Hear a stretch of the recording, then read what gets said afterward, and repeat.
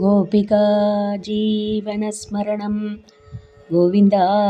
गोविन्द श्रीहरये नमः। एवं चतुर्थ च जगन्मयतां गदस्य पातालमीश तव पादतलं वदन्ति पादोत्पत्त्वदेशमभिदेवरसादलं ते गुल्बद्वयं खलु महादलमं दलमत्पुदात्मन् जङ्गे तलातलमतो सुदलं च जानु किञ्जोरुभागयुगलं विदलादले त्वे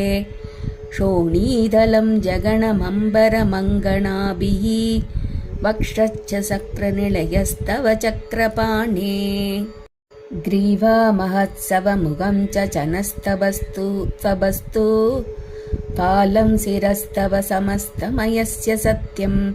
एवं जगन्मयधनो जगदाश्रितैरपि अन्यैर्निबद्धव भुषे भगवन्नमस्ते त्वद्ब्रह्मरन्ध्रपदमीश्वर विश्वकन्त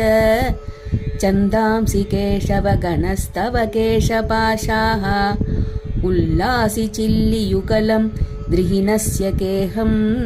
भस्मानि रात्रिदिवसौ सविता च नेत्रे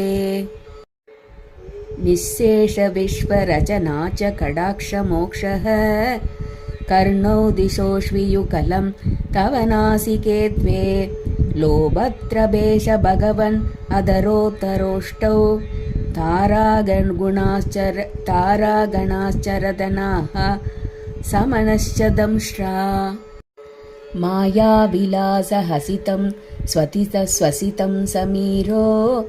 जिह्वाजलं वचनमीश सगुन्तभक्तिः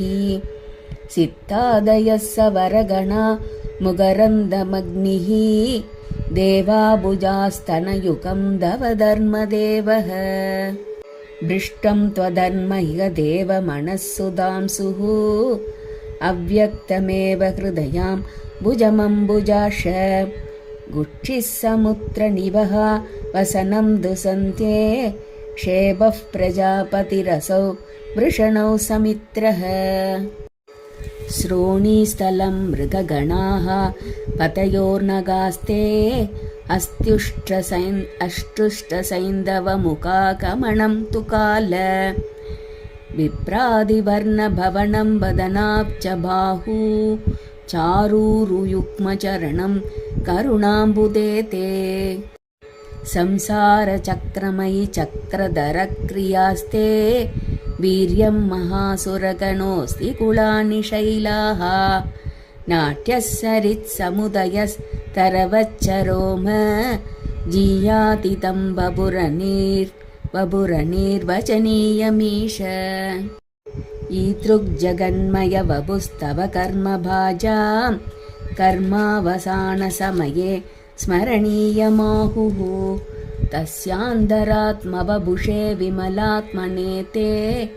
पातालयादिबनमोऽस्तु निरुन्दिरोका जीवनस्मरणं गोविन्द गोविन्द श्रीहरये नमः।